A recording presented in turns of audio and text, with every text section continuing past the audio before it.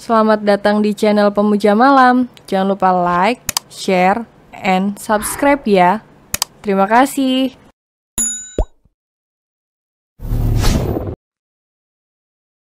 Episode 34 Susah Nemu Suami Kayak Kakak. Adam yang merasakan kehadiran Dikta melepas satu tangannya yang memeluk Akta dan memilih memeluk bahu Dikta, sementara Dikta akhirnya memeluk Akta dari samping. Benar-benar keluarga bahagia.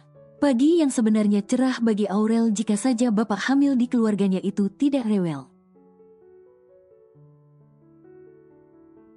Setelah sholat subuh sampai sekarang jam 8 pagi, Sean selalu saja mual-mual dan meminta hal yang aneh-aneh. Sebenarnya Aurel sangat senang melakukannya karena ini juga efek dari kehamilannya. Malahan Aurel seperti wanita yang tidak hamil, karena yang terlihat dominan adalah Sean. Sean sudah 3 hari tidak bertugas dengan alasan sakit, di mana sebenarnya dia hanya ingin dimanja. Buburnya kenapa diaduk, Dek? Sean memprotes bubur ayam yang dibeli Aurel. Bedanya apa sih, Kak? Aurel ikut duduk di kursi samping Sean. Wajah Sean merungut, dia sedikit kesal kepada istrinya itu.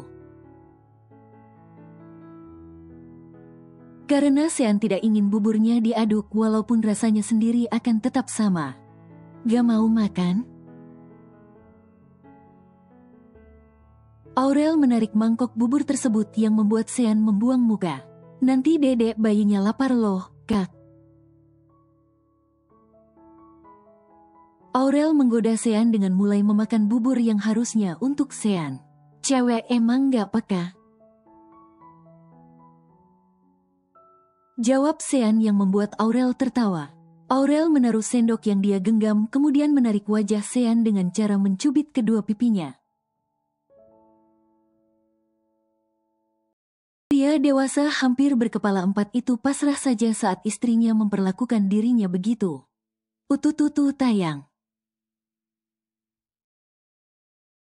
Suapin. Sean menyerah yang membuat Aurel mengambil sendok dan mulai menyuapi Sean.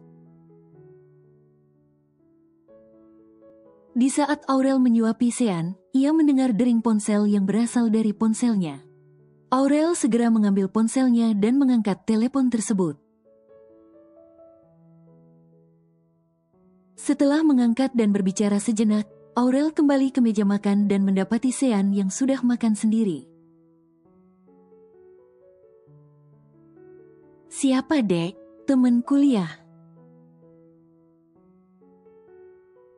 Jawab Aurel agak lesu. Lah kok lesu, kamu capek ya direpotin kakak?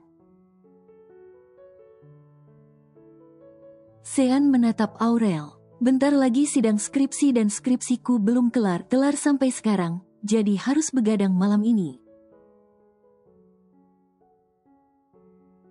Jawab Aurel yang membuat Sean merasa sedih. Sean tersenyum kemudian mengusap wajah istrinya itu. Biar kakak yang mengerjakan skripsi kamu. Aurel mengernyit. Mana bisa gitu? Percaya sama kakak, katanya bakal saling percaya. Sean mengangkat kelingkingnya yang membuat Aurel ragu, namun akhirnya menakutkan jari kelingkingnya kepada kelingking Sean. Jam sudah menunjukkan pukul 1 malam. Aurel terbangun dari tidurnya saat mendengar suara-suara aneh. Dan kebetulan dirinya ingin melakukan sholat di sepertiga malam. Aurel meraba ke arah samping ranjangan dan tidak menemukan suaminya yang membuat Aurel segera bangkit dari tidurnya. Kak Sean, mana? Suara ketikan keyboard membawa Aurel keluar dari kamar dan melihat ke ruang tamu. Di sana tampak Sean yang masih terjaga dengan kacamata kerja dan laptop di pangkuannya. Ia tampak mengerjakan skripsi dari Aurel, Melihat itu membuat Aurel tersenyum bahagia memiliki suami seperti Sean.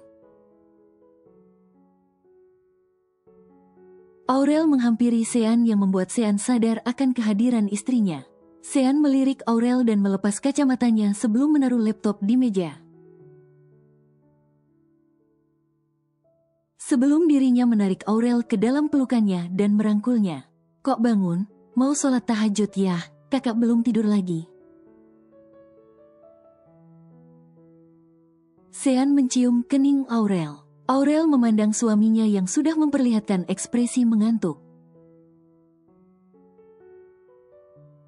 Kakak ngantuk ya?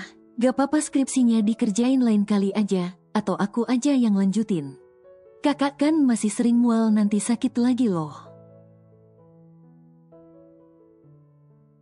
Sean tersenyum dan mencium jemari istrinya. Gak apa-apa, tanggung banget. Lagian, kakak masih seger kok. Yakin? Aurel mendelik.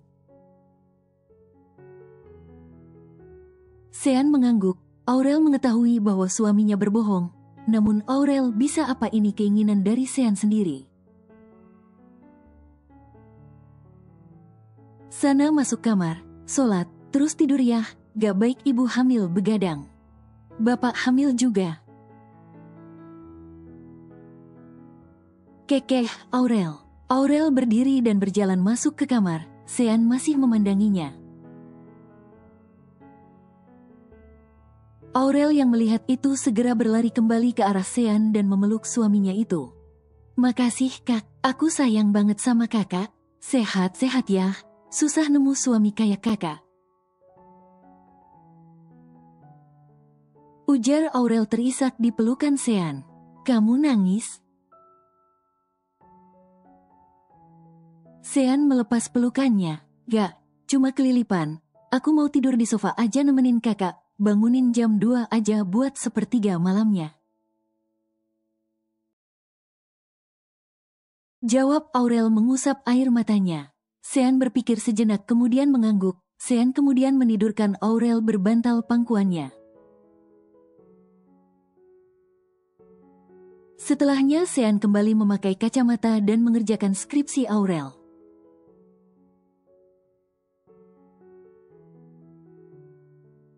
Kita mau kumpul sama keluarga Mas kan hari ini?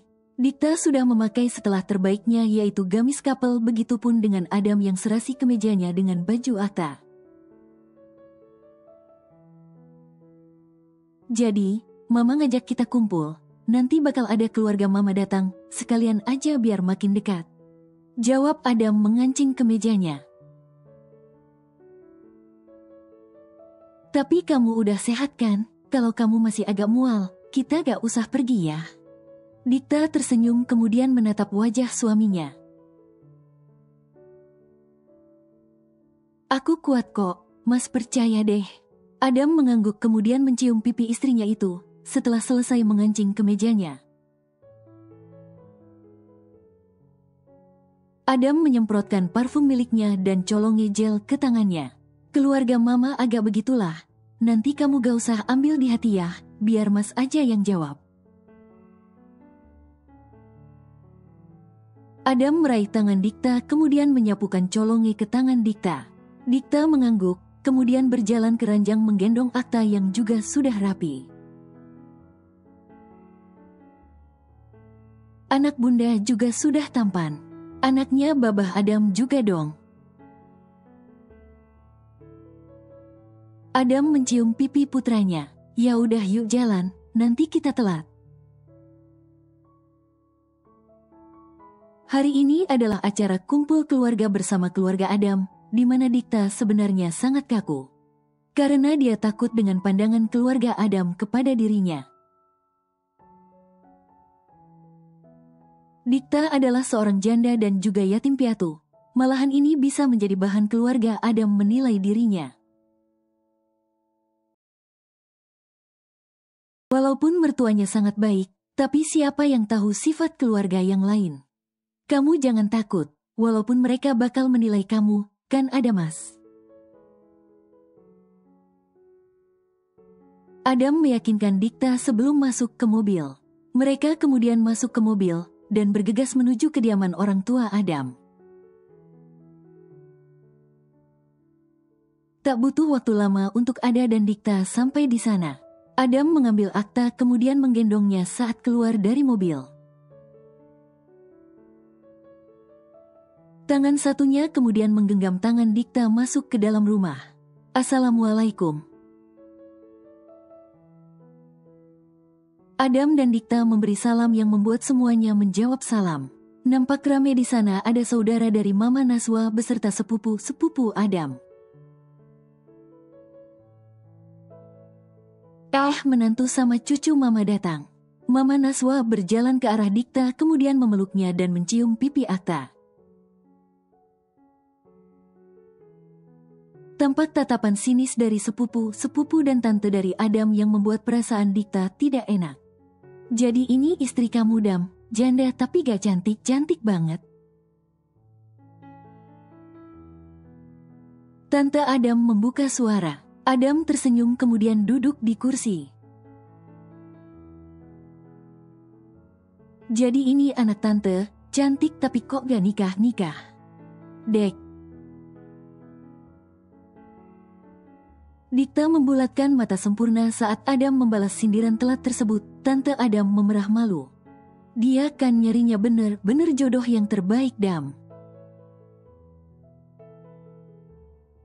Berarti jodohnya belum lahir, soalnya sekarang aja belum ada yang terbaik menurut dia kan?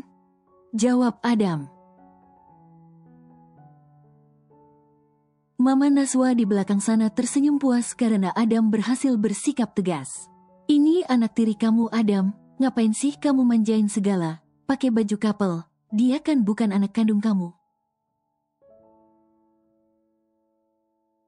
Akta bukan anak tiri aku, dia anak kandung aku, apapun itu bagiku dia anak kandung aku. Adam mengangkat tubuh Akta. Anak babah bukan anak tiri kan, Nak? Terus kenapa kamu mau manjain dia? Harusnya sebagai orang tua tante sudah tahu apa alasannya. Ketika aku meminang ibunya aku harus menerima anaknya, jadi jika ada yang mengatakan anakku anak tiriku, aku tidak bisa menerima karena bagiku dia adalah anak kandungku. Adam bersikap tegas. Tante Adam kembali ingin berbicara namun kini Dikta yang melawan. Tante sepertinya terlalu banyak berbicara. Dikta mendorong gelas berisi air ke hadapan Tante Adam. Yang berhak menilai dari dalamnya seseorang adalah Allah dan orang itu sendiri. Lantas apakah Tante merasa baik dalam menilai orang lain? Tante Adam merasa malu. Ia meraih gelas yang didorong Dikta tadi dan hendak meminumnya namun ternyata gelasnya kosong. Ting, gelas kosong denting suaranya. Dikta tersenyum penuh kemenangan. Beberapa orang berhak menilai, tapi tidak yang berhak untuk memutuskan tentang apa dan bagaimana orang tersebut. Kalau sudah begini, apakah itu bagian dari sebuah penilaian? Dikta menuangkan air ke gelas kosong milik tante suaminya. Tante Adam kemudian mulai meminum air tersebut dan membuang muka. Ia sudah sangat malu dengan sikap Dikta kepadanya. Kak Adam, istri kakak ini tidak tahu sopan santun. Masa dia berkata begitu kepada mama aku? Sepupu Adam mulai angkat suara. Suasana tegang, Mama Naswa dan suaminya sendiri hanya menyaksikan. Karena mereka berdua tahu Adam dan Dikta bisa menyelesaikan ini sendiri. Adam dan Dikta saling menatap kemudian masih bersikap tenang. Dikta meraih satu potong kue di meja kemudian memakannya. Kau ingin tahu arti sopan santun? Pertama, dudukmu tidak benar. Anak gadis mana yang duduk dengan mengangkang di atas kursi di depan orang tua? Kedua, sepertinya yang harus diajari sopan santun di sini adalah dirimu cantik, nada bicaramu terlalu tinggi. Aku tidak masalah. Aku takutnya kau kehabisan suara untuk mencari pembenaran. Dikta menarik tangan sepupu Adam agar mendekat dengannya. Sebelum kau bicara, pikirkan dulu itu baik-baik. Bersambung.